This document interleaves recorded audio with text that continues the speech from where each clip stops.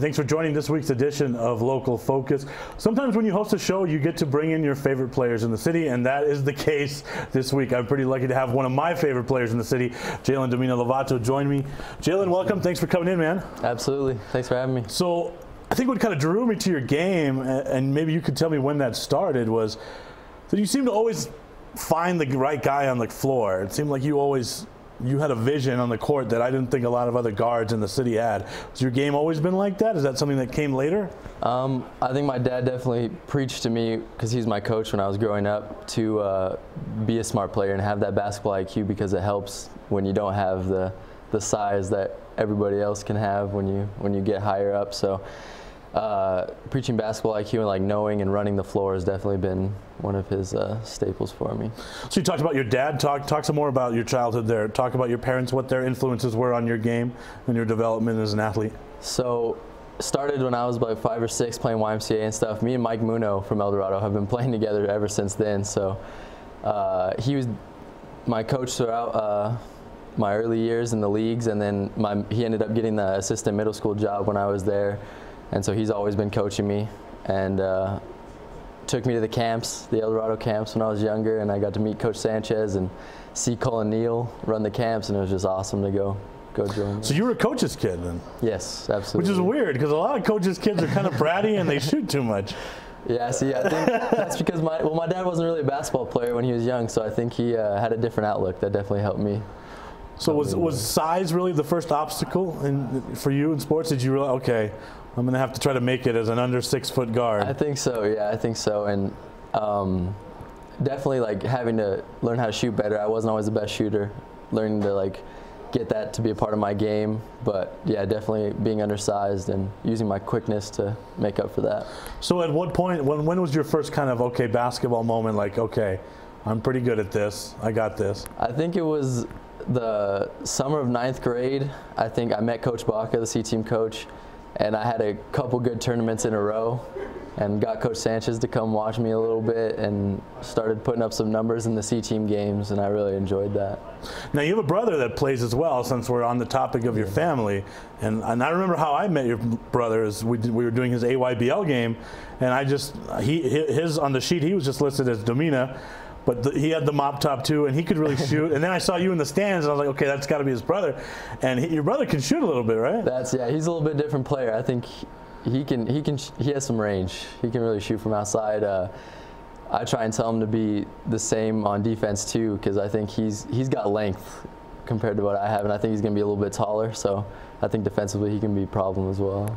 So those one-on-one matchups in the driveway or at the gym, what's the final score there usually? So is he closing that gap yet, or are you just wearing him out pretty good? I have to keep whooping him, so he learns and gets better. So when you guys go to 21, what's the score? What's the score? Yeah. I think you can get about 12, 21-12. Okay. On a good day, maybe a little higher. Well, Coach Sanchez probably wouldn't be happy with you giving up 12, right, to a freshman? Not even, but he can shoot a little bit. So you're going to follow his career, right? Obviously, you could be watching him. We'll probably see you pop in at some El Dorado games, right? Yeah, can't wait to see what he does. So when you get to El Dorado, what were your first impressions of, obviously they have some basketball tradition there at El Dorado. Coach Sanchez has been around forever. That's not an old joke. That was not an old joke, Roy. He's going to text me. That was a joke. What was your first impression of the coaching staff and El Dorado there? So I thought Coach Bach and Coach Massey, my first coaches, were fantastic. Coach Carter was the JV coach at the time. He did a great job. He really helped me become a better shooter, I think. Really broke down the jumper. And at first, when you're a freshman, you're 14, you see Coach Sanchez, you're a little afraid of him. He's a little scary, but with his little sandals and socks and his little khaki shorts, right? Exactly. You're a little intimidated, but him giving me the opportunity freshman year to come up and play a little bit definitely warmed me up, and then getting 4 years with him was fantastic. He's a great coach. Well, he doesn't strike you as intimidating, because you got a guy that's wearing sandals and he's wearing that same pair of khaki shorts. Yeah. But he's got a surliness to him, right? Where I could see that would scare a freshman. Exactly. He always talks about not being soft, and he'll flinch at you. He'll try and get you to really. Yeah, exactly. He'll mess with you a little bit. It's awesome. So one of your teammates, the big fella, when was the first alley-oop you threw to him in practice? In practice, I think it wasn't even me. I think the first time he got one was sophomore year. Mike Muno threw him one, And everyone was just like, what just happened? Like, Tyler went and banged it. And so then now everyone starts throwing them. And I think I got him a couple, but. Yeah. Well, because you see him kind of lounging around at a game. You know, he's moping around with his sweats and his, you know, beat up T-shirt. And there's no way you think that guy has springs in his legs.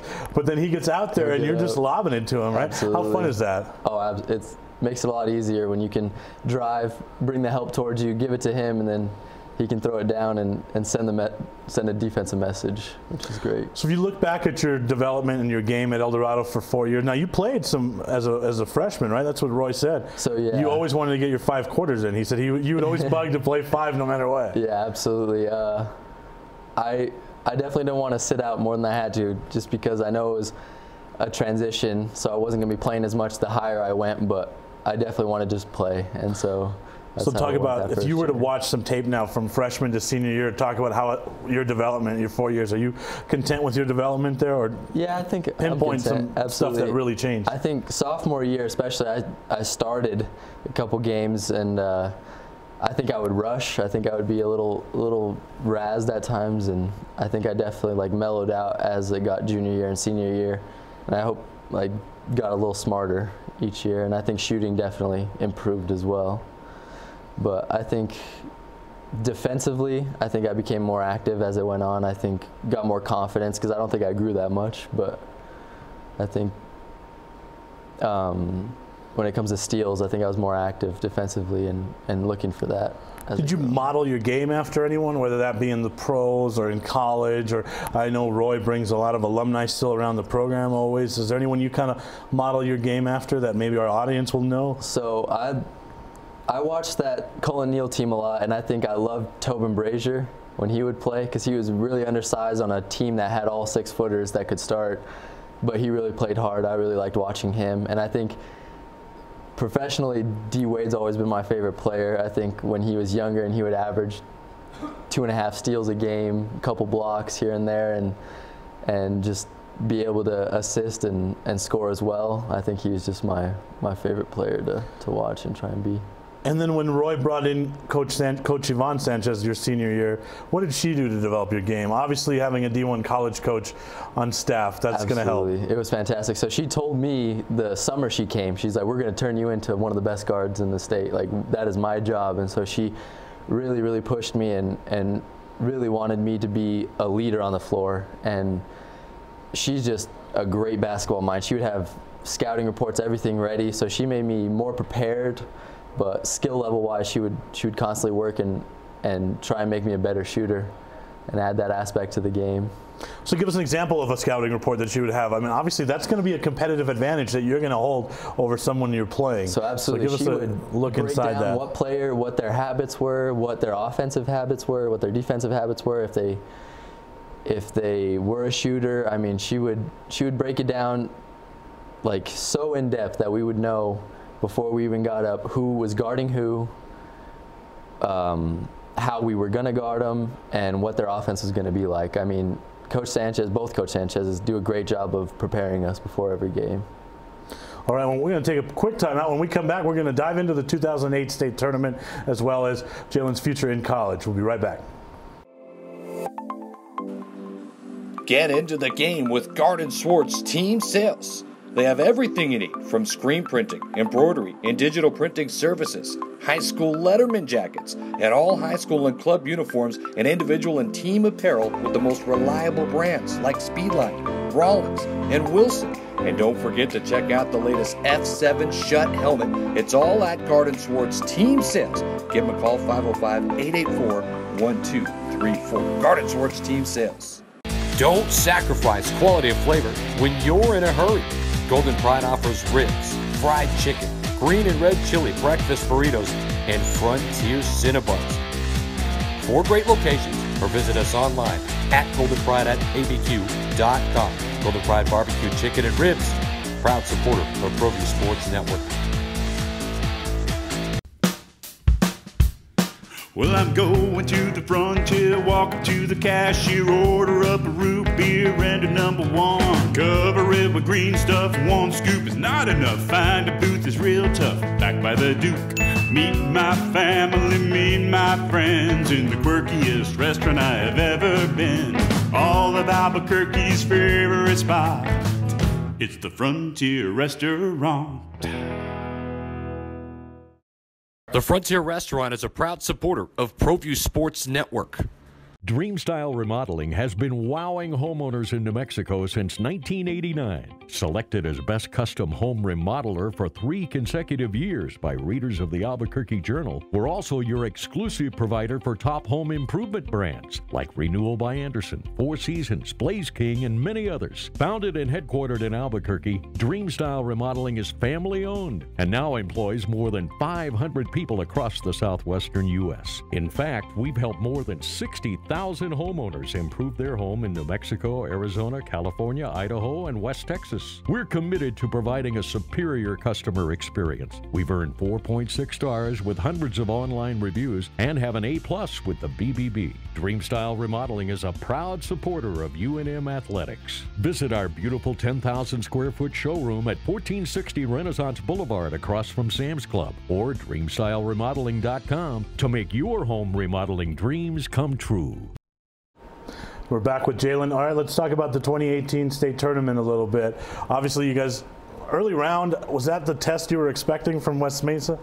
Jose's a really great guard, so we knew they had Jose and Eloy who could really light it up on offense, and we knew they were going to play hard. We scrimmaged them earlier in the season before the season started, and they were going to be good. I mean, coming in, we might have got a little big-headed thinking we were the one, but they definitely played hard, and we knew those two were going to be problems. And then let's just go forward to the Cleveland game. Obviously, that we'll get to the ending in a second, but take us through early on in that game. Cleveland's a weird team. The style they play at times, I thought the pace could really favor a high-scoring game and possibly you guys, but that wasn't as high-scoring, and pace-wise, I didn't expect what I saw.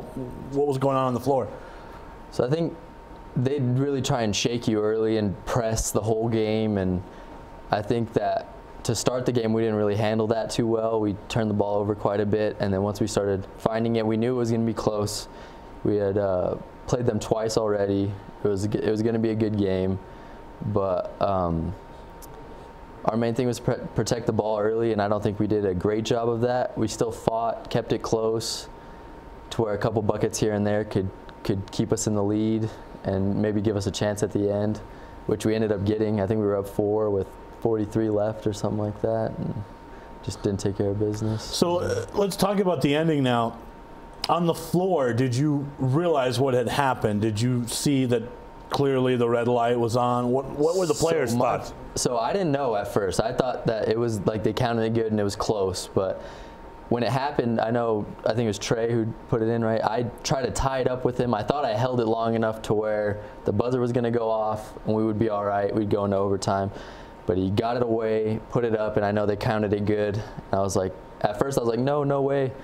But then I just thought maybe it was. So we go into the locker room, and it wasn't until after we were hanging out in the locker room about to do an interview with Yotis, I believe.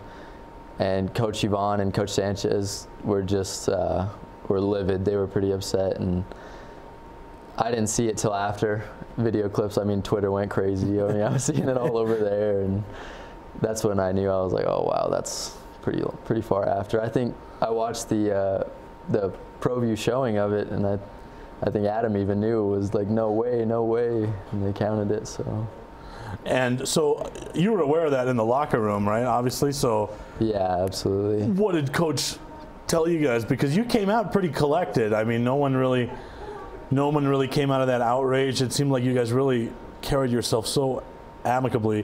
What did he say in the locker room? So I think he said he did a really good job of telling us, like, this is really hard to deal with. I mean, if it's especially like taken from you to where you had no control over what could happen. But if this is the worst thing to happen to you, you guys are living easy. So he's like, take it, grow from it. And he's like, you seniors really, I'm sorry that it happened, but learn from it. And so how do the seniors process that, right? Because the juniors will have a chance to be on the floor again. But, absolutely, you know, for the seniors, what always baffles me, you guys don't stand out as the dominant #1 seed, right? When you look at you guys, and it just seems like you guys practice harder, play harder, and you really enjoy each other on the floor, and that's what made that team so special to watch, right? You look on paper, you would never peg you guys as the dominant #1 seed, but anyone with the eye test, I think it fits. You guys were deservedly the #1. It's got to be tough for a senior with that group of guys, right? Absolutely. I'm going to miss those guys. I mean, we definitely had my sophomore year, we struggled a little bit at Lovato, but we knew Cave and Quintana as freshmen were going to come up and do some things. And that next year we learned a little bit, lost Volcano in the quarters, I think. But definitely started to grow together. And that summer trip, heading into my senior year, we started playing really good basketball. We went to CU Boulder, I think, and really competed up there and had a lot of fun together. And that's when the gelling started, and it was just, we all got really close, and it was a great senior season, great last one to have. So after all that nonsense took place, and you guys are hearing all this chirping, of course, from everyone, you're online, you're on Twitter. Yeah. Did you even watch the finals, or did you want nothing to do with going back to the pit the next day? So I didn't really watch. I knew it was going to frustrate me. I didn't really pay attention too much, but whoever won, I knew it was going to be a good team. Both teams were good, so there was a pretty large contention of anyone but Cleveland fans on that final day at the pit. Absolutely, I think Atrisco gained probably an extra couple of hundred fans just because of the way that matchup ended. Is that did you get that feeling? I mean, were there any El Dorado folks at the pit there? So I know that a couple of them were even talking to El Dorado students, and a lot of El Dorado students went just to go against Cleveland, but I don't think I felt that way. I don't think the team felt that way, because we didn't want Atrisco to win either. We wanted to be there. We wanted to be on that pit floor and playing for it. So. All right, so we're going to put you on the spot here, because I always thought you were the best guard in the city. So we're going to do tonight's top 5 list, but we're going to let you do the top 5 list. All right, sounds good. Who do you think are the top 5 guards in the city? Not counting yourself or El Dorado Eagles. So no El Dorado. All right, I'll have to leave Keents out of it, but I think. Number 5. So starting from number 5. All right, I'm going to go number 5. I'm going to go Isaiah Dockery from Hope. I think he's great. I think he's scrappy. I think he's going to have a fantastic senior year. And he's slowly bulked up every year now, where he looks like he belongs out there, right? His dad, Niles, played for the Lobos. Right. His dad makes him work hard, and he definitely enjoys it as well. And I'm excited to see what he does his senior year. Number 4? Number 4, I'm going to go Amir from Cleveland. He's both ways. He's fantastic. He'll pressure you every single foot of the floor. So I think that's a really good thing. And then he can also light it up on offense. All right, number 3? Number 3, I'm going to go David Patterson. I think he can really be an offensive presence. I think he's dunking like crazy. Have you met the president of the Patterson fan club? That's actually Adam Deal. He's sitting next door. So if you want to enroll, I might need to ask him. Yeah, he can shoot the rock, right? He can absolutely shoot. Absolutely. He was tough to guard this year. I think he had a 4-point play on me, which I was just so angry about, but yeah, he's really great. All right, number 2? Jose Vigil. I think he's fantastic. Another 2-way guard. I think he can D you up and light it up on offense as well. And then number 1's got to be Anthony. I think he's a great guard. Yeah, he's going to be fun to watch, right? Absolutely, absolutely. I've been playing against him since I was little, actually, through AYBL and stuff, and he's always been a problem. Definitely. Could you imagine how scary Volcano would have stayed if Jose stayed there, right? Absolutely, yeah. That would have been nuts, I think, because you got Jelante Gray, who's fantastic down there, and Parmenter, right. Josh Parmenter had a great season.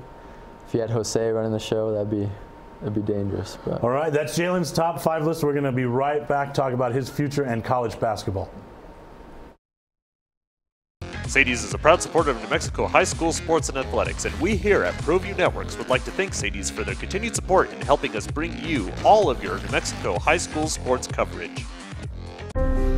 The New Mexico High School Coaches Association, established in 1941, is an organization of New Mexico's best and most professional interscholastic coaches. Coaches across work daily to help our student athletes excel in the classroom, on the field of play, and in our communities. Students that participate in interscholastic activities attain higher grades, higher graduation rates, and higher wages. Responsible for the North-South All-Star Games, statewide Coaches Award Program, and providing multiple professional development opportunities for New Mexico's coaches. Be a great coach by coaching beyond the game.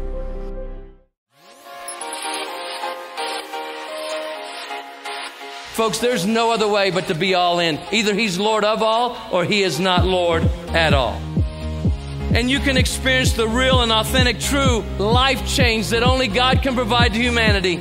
See, when we truly encounter Jesus and purpose to know him and follow his teachings, hashtag life change will occur.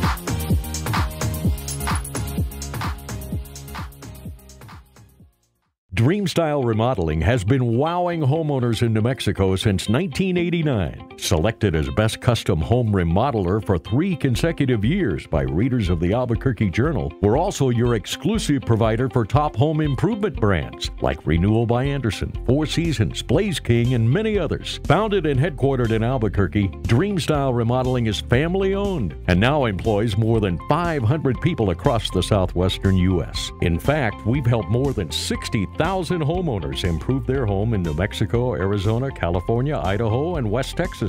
We're committed to providing a superior customer experience. We've earned 4.6 stars with hundreds of online reviews and have an A+ with the BBB. Dreamstyle Remodeling is a proud supporter of UNM Athletics. Visit our beautiful 10,000 square foot showroom at 1460 Renaissance Boulevard across from Sam's Club or dreamstyleremodeling.com to make your home remodeling dreams come true.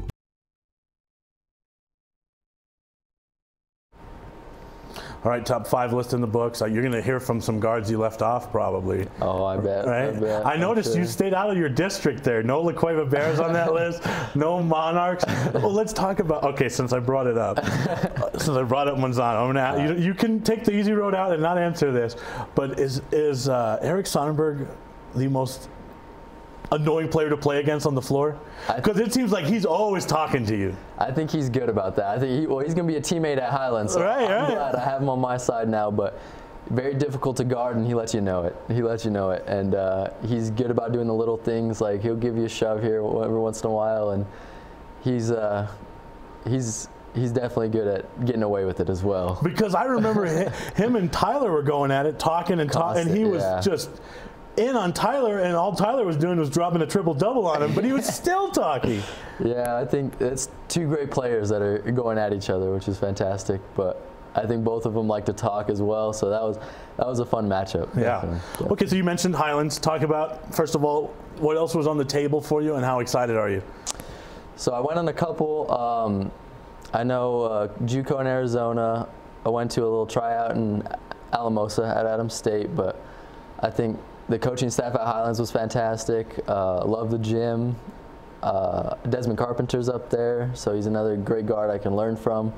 I think it's just going to be a great fit, and I'm super excited. Super excited.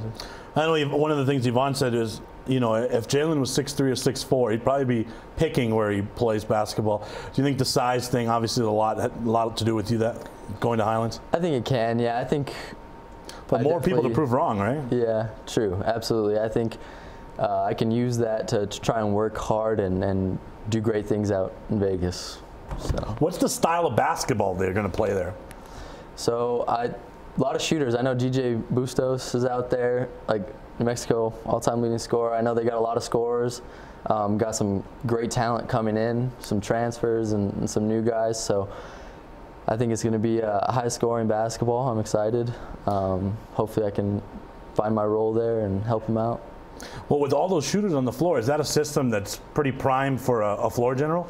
I think so. I think whatever Coach Snow needs me to do, I can do, but I think I can definitely help out.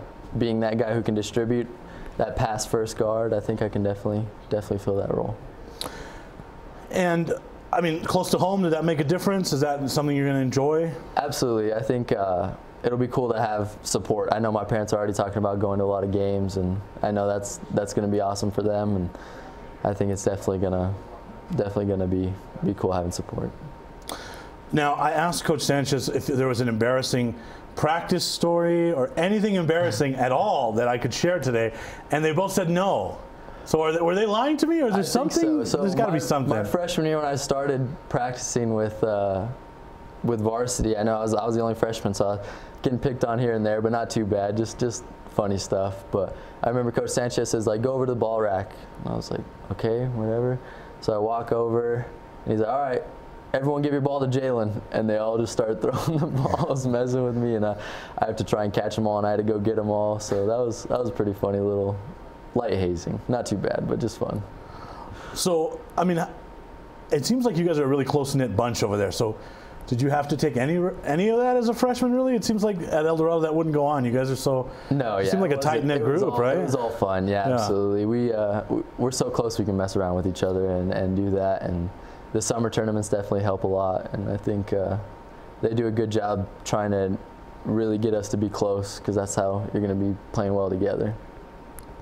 Now, one thing I noticed about Roy's program is a ton of alumni always come back.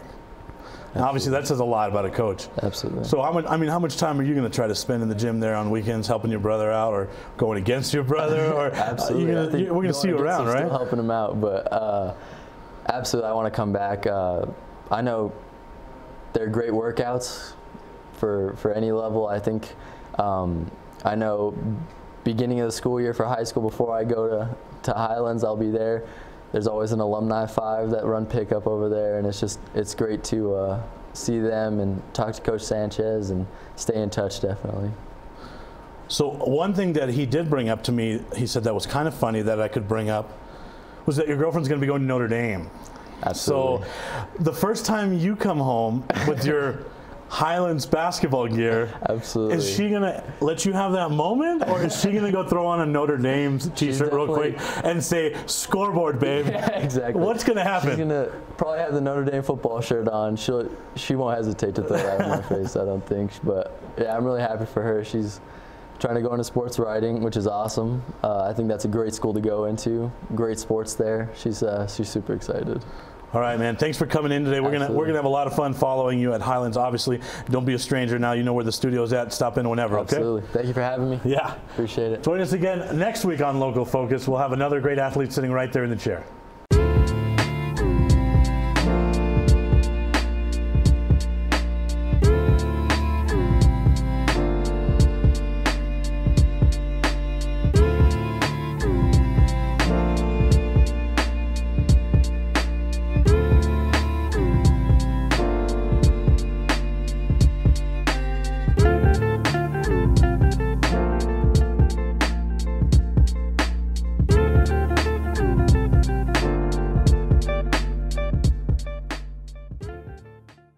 ABQIT can reduce cost and save time by providing your business with the hardware, software, and services needed to build your network. Give us a call. 505-582-6583. ABQIT.